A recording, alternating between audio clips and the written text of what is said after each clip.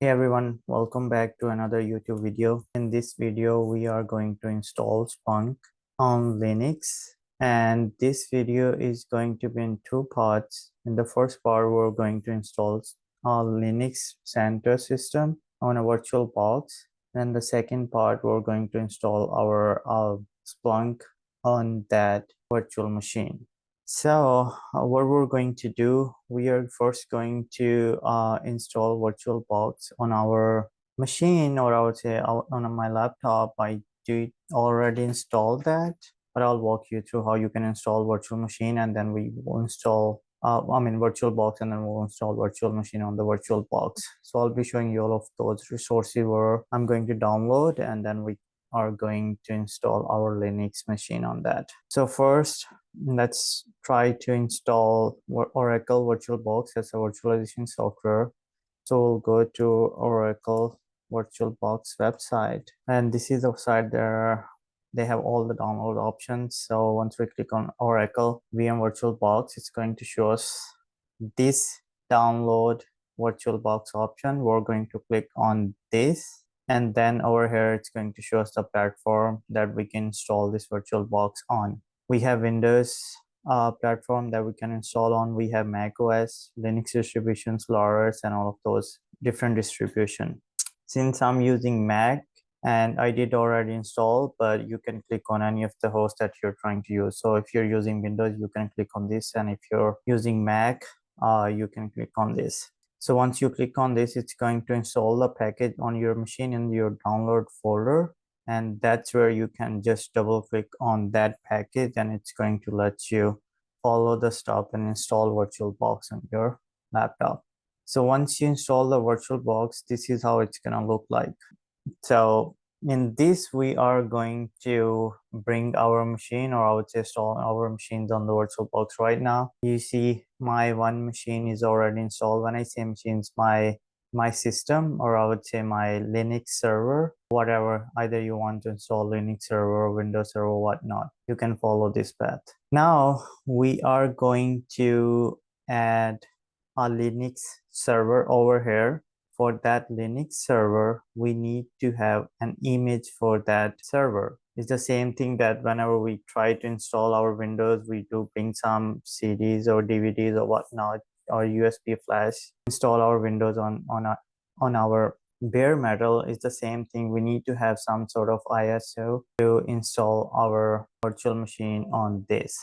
So how do we get that ISO for Linux? I am going to use Centos Linux virtual machine, or I would say operating system. So for that, we need to go to their website. So let's go to Centos, and this is their download option right here in Centos.org website. Just want to make sure you go to the right website. This is their website, and click on download option. Over here, they have different CentOS options. So all we need to do, we need to find the architect that our system supports. So for me, I'm going to use our 64, and it's going to take us to a different page where we have all the ISOs available in here in this page. So I would just try to download 2009 7.9 version with the 64 architect. So I'll just click on this, and it's going to give us another page where we have all the options for our ISOs. So what you need to do is just try to download the first one ISO extension with this one with the 4 GB size. Once you click on this, it's going to let you install on your desktop or whatever system you're using. Since I already installed that, so we don't need to do that again, but in your case, you may need to click on this first option, install that on your system. So once you install on your system, this is how it's gonna show you. Let me go back to my other screen, desktop, and I have Splunk, and I have ISO folder over here. This is how it's gonna bring you. All right, so now since we have all of those things, now we need to install a virtual machine in here. So once you're on this page, just click on these tools, and it will show you over here different options: preferences, import, export, new, and add. So what we're going to use is we're going to use new option right here, and it's going to give us the different configuration option for that machine. So I'm going to name it. You can name whatever you want to. So I'm going to name it ES search head, or I would say SH. And the folder where you want to save your machines, like this entire server, you can choose whatever folder you want to choose. But I'm just choosing my default folder that I have. Over here, this is the option where we need to attach our ISO that we just downloaded. So we'll click on this option and we'll go to other directory, and I have my desktop Splunk ISOs, and this is the first one that I want to use is a 7 CentOS 7. So we'll click on this. So you can skip this option, unattended installation, and you can move to the next. Over here, it's going to access the memory that we want to assign and the CPUs. So I'm going to use 4 GB RAM for this one. You can choose whatever RAM you want to assign to this machine, and the recommended Splunk installation is 8 GB, but since I do not have enough resources, I will just pick the 4 GB in here. And for the processes, I will just use 2. You can choose if you have, the recommended is more than 12, but since this is going to be our okay, so this is the configuration that whatever we did for this machine. Now we're going to just finish and start this machine. And we can start this machine by clicking on the start button. And it's going to start the machine like this. It's pretty small, and I will auto scale it to scale mode. So now we have 2 options to select. I don't want to test installation video. I'll just go ahead and install CentOS on this machine. And it's going to start installing machine on my virtual box. So over here we have an option to select the language. So I'll use English and press enter to continue this. And on this page, it's going to show us some warning sign. That's what we want to just check. And if we see any warning sign, we'll need to address that. So let me use tab key in here. It says installation destination. So let me see installation destination, use the tab key and press enter. So this is something that they want us to just make sure that wherever we're going to install this virtual ISO on our virtual hard disk. So I'll just press enter, done it. And then it's going to start installation. Just set the password for the root user, and we'll create a user at the end of the once we're logged into the system. So the password, you can choose any password. This is going to be my password. It has started the installation on our virtual box. I'm going to pause this video because I know this is going to take some time. We'll be right back when it pops up to the next page. This is going to finish the machine installation. It's going to show us this page complete with the reboot option. So we're going to reboot this machine now, and it's going to bring us this terminal once you have this reboot done. We just need a login page. Okay, so this is a login page that we're expecting to the end of the installation. So you remember we were to set the user for this machine. So it's a root user. This is where you want to log into, and the password, whatever you're gonna set. The password that I set, it's going to be logged in. So once you see root at localhost.com, means you are logged into the machine. Now we have technically installed our Linux server, CentOS Linux server on our virtual box, but we need to make few changes so that we can communicate to our external internet, or I would say internet. So for that, we need to edit few networking files. So I would use VI editor. VI editor is just like an editor, one of the editors in Linux operating system that you can use to edit files in here. So for that, we need to edit at sysconfig network scripts and if-e30. All right, on this file, we have the network settings, or I would say the network port setting that we can manipulate to talk this machine to an external thing. So over here, we need to do two things. First, we need to make our IP static, and the second thing we need to do is we need to have our DNS setting over here. So the changes that you need to make over here is to do this BOOTPROTO. It's DSCP set. We need to set it to none. We don't need to use this, and then we need to do this ONBOOT to yes, and then we need to add few more lines over here. IPADDR. We're going to assign a static IP over here, so you can assign any free static IP in your local private IP range. So in my private IP range, I'm going to assign this one. This is my private IP range, and then I can assign, I guess, 201. And then I need to assign, of course, I need to tell this machine my NETMASK, and you can run ipconfig command on Windows machine and ifconfig command on Linux machine to find this information on your local network router. So my NETMASK is this one, 255.255.255.0. We have IP address, we have NETMASK. Now I need to assign my gateway. So gateway, you can also find that information from the same command. My gateway is the router IP address 168.1.254. That's my gateway. You and I do not have DNS server as well, so I'm just going to use Google's DNS to resolve our naming convention to the internet. So I'll use DNS1 Google IP. This is a Google IP that we can use, and let's just add another DNS as well. So DNS2 equal .4. Yeah, this is their IP, I guess. Yeah, and then we can also try to just add prefix as well.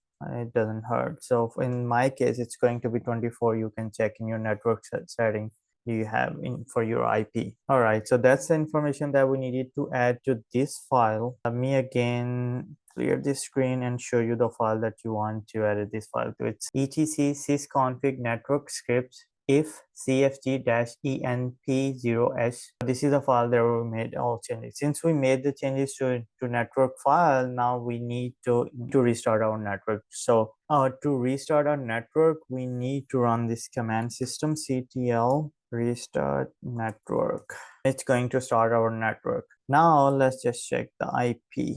Here, IPADDR show. This is the IP that we just assigned to this machine, and the prefix it's going to show us right here. Now let's just try to ping google.com, and we are not getting any response from google.com. So we need to do something over here. Let me control C this. Let's go back to our virtual box. So this is the virtual box where we have this machine is running. Once you select this and click on the settings, we need to go to network, and over here it says NAT. I don't need to have a NAT. I need to have bridged adapter, since I'm going to bridge my network from my virtual machine to my local computer to outside world. So we need to select this bridge adapter over here, and I'm going to select OK, and let's go back to our Google.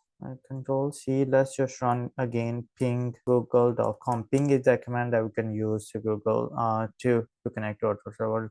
So we can see this traffic. Once you see this kind of traffic over here, this means this virtual machine is able to talk to the internet. We just did a real quick troubleshoot to fix that issue. Now what we need to do is, the next thing we need to do is we need to install Splunk on this machine. So I'm going to switch to my terminal, to my Mac terminal, to SSH to my current machine that we just created, or a Linux server that we just created. So this is how you do that. SSH username and the IP of that machine. It's 162.1 and 201.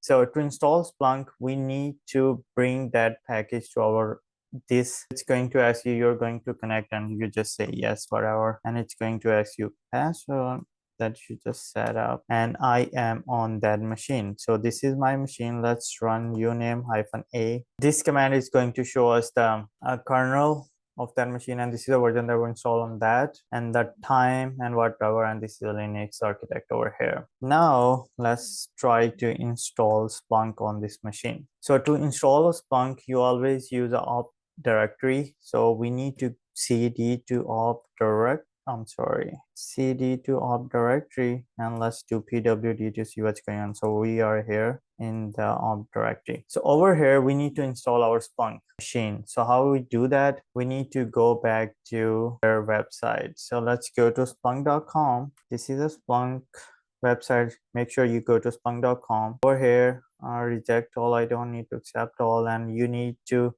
go to products on the left side and go to free trials and downloads. So I would click on this.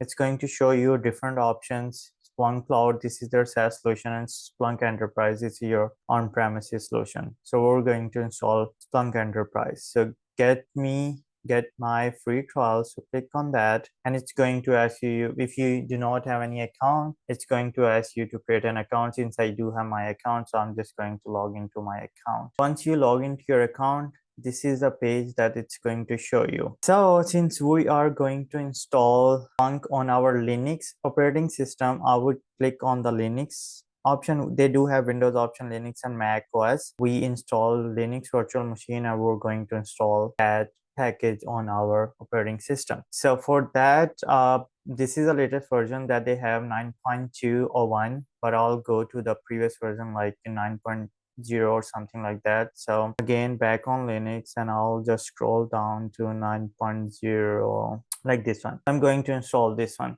So for that, I'll just need to go to TGZ extension, or say TGZ package. I'll just click on download, and it's going to start downloading. They do have a utility that you can use a command line. I don't need to install this since I'm going to use command line option with the wget command. So let's just do this wget command. So this is, now it says that wget command not found. So let me install wget command. Install -yes wget. All right, so my wget utility got installed. Now we need to use that wget utility to install that pack or download the package to our local machine. So you just make sure that you are in op directory to download Splunk package. Or let's just make sure again, pwd, and do pwd. I am in op directory with the root user, and let's just run that command again. So this is a command, wget or whatever their extension and their website, to download that package. So this is a package that we're expecting to download over here from this website. So I'm going to hit enter, and it's going to start downloading that package. All right, so package got installed. It was failing initially, but I just waited for it, and it got installed. Because of some reason it was failing, but it finally got installed. When you see this connected, this means it's going to start now installing. So it took almost 5 to 7 minutes, and it got installed. So let's see where it is. Unless, let's try here. I'm in op directory, and it is installed over here. So let's -la. So now we have that package installed. Now we need to untar this tgz file. So this is a command to do that, -xvzf, and then the package name, and it's going to start untarring that file. All right, let's clear this out, ls-la. And if you see this blue color Splunk directory, means this got untarred, and let's just go to that directory, ls-la. We have all of those things. So now, since we have untarred the package, now we need to install Splunk over here. So just make sure you first install, this is industry standard, you install the package with the root user, and then you can stop it, and then you can create a Splunk user to let it handle by a Splunk user. So to install or to start Splunk, you use this command opt splunk bin. Splunk command is going to be the first time to accept the license, and second time you don't need to accept the license. So let's just do start -accept license start the Splunk, and it's going to assess the administrator username. So I'll just use admin, and the password, whatever you want to use, I'll just use my default password. And then second time it started my Splunk, and it's going to be available on some ports. Let's see what it comes up. All right, so Splunk has been started, and it says that the Splunk web interface is available at this. So this is IPv6 and 8000 port. So I really don't recommend using IPv6 for this. So let's just change this port IPv6 to IPv4. So for that, let's just first stop the Splunk here. Stop Splunk, stop, and then we'll make some changes in the Splunk configuration file so that it can just pick up our IP that we assign to the machine. All right, so our Splunk is stopped. We need to make changes to two files, and the first file is this one, vi, that's a vi editor that we use, opt Splunk, then etc, then we have, I guess it's a Splunk dash launch or something configuration file. The first change that we need to make in this Splunk launch configuration file, click on that, and over here we need to add our IP so that we can use as a static IP in here. So let's just go to the end of the file, and over here let's add this thing, Splunk underscore bind, sorry, it should be in uppercase, and IP equal whatever IP we have this server. So this is my IP 192.168.1. This was the IP that we assigned or made a static IP. So this was one of the reasons that we made that IP to a static IP. That's the first thing. Splunk underscore bind IP equals whatever IP we assigned to this or the static IP that we used. And then the next file we need to do is this one, at opt Splunk etc, and then system, then local, and then web.conf file. This is a configuration file that launches the web in Splunk, so web.conf file. So if you see this file empty, that's fine. You just want to do that. And the stanza that we need to add over here is settings. This is advanced level thing that's gonna come up in the next upcoming advanced level videos, but just for now, just learn this what I'm doing. It's a setting. Then the management port is this, host POIT equal is the IP 192.168.1.201 and 21, and then the port management port in Splunk is 8089. So that's the only thing, mgmt host port, and that's going to be the only thing that we want to do. And let's just save it, and let's just start a Splunk now. So again, Splunk start with the same command. All right, so our Splunk web interface is now available at this thing. So let's just copy this thing over to our web browser, and let's just see if we can access to Splunk. Where is my web browser? It should be in here, and it says the site cannot be reached. So there is a connection issue in between that. So let's just start troubleshooting over this. Let me clear this page, and let's just first see that if our Splunk is running, service is running, this can be stopped for this many reasons. So let's just make sure if our Splunk service is running status. So our Splunk is running, and that's our PIDs for Splunk. Let's not just find out ports open for this Splunk, or I would say the page for this. So for that, we can use our netstat command, netstats, and then -lpt, and let's grab the Splunk daemon netstat. So it says netstat command is not available, so we need to install that. Yum install -y and net tools. Let's see if that brings our netstat package. I guess it's gonna bring that netstat package. Now let's run again netstat commands. We're just doing some troubleshooting over here. All right, so that was the package that installed our netstat package. So we can see that our Splunk D is listening on this port. That's a management port, and we need to make sure that it's listening on this port. That was the first thing that we can check, and then we can run some other commands with netstat. Let's run this tulpn. So this is a great opportunity for you to learn all of these troubleshooting steps, especially in networking commands in Splunk. So it says that our 8000 port is also listening for this host, and this is our processor, the daemon that's on this port is running. So let's now check our firewall. Maybe our firewall is blocking some ports. So this is a command, I guess.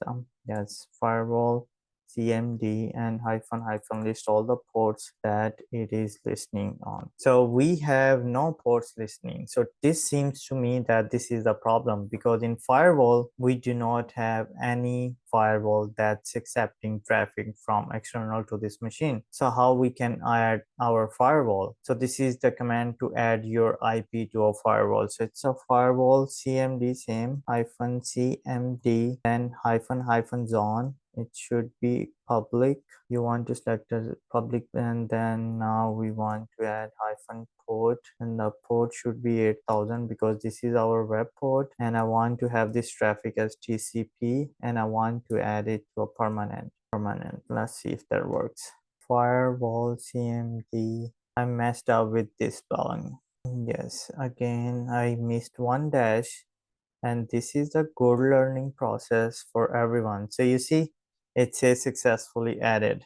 Now let's just run that firewall command again to list those ports. So still it's not listing any ports, but let's just make sure that now we can access to it. Let's go back to our system, and again it says that it's not listening. So why it's not listening? Oh, we missed the one part. We had to reload our firewall, cmd reload. Yeah, let's just make sure. There you go. Now we have 8,000 port listening over here. So that was a good troubleshooting that you guys may be going to face.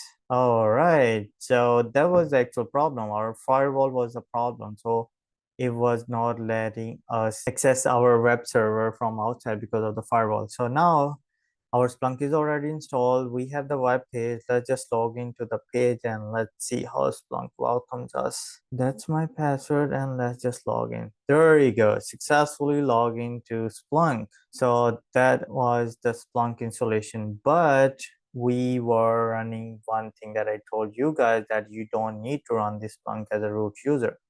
So right now Splunk is running a root user. How we can check that? ps-eaf, and you can grab Splunk. Over here, you see all the processes running by a root user.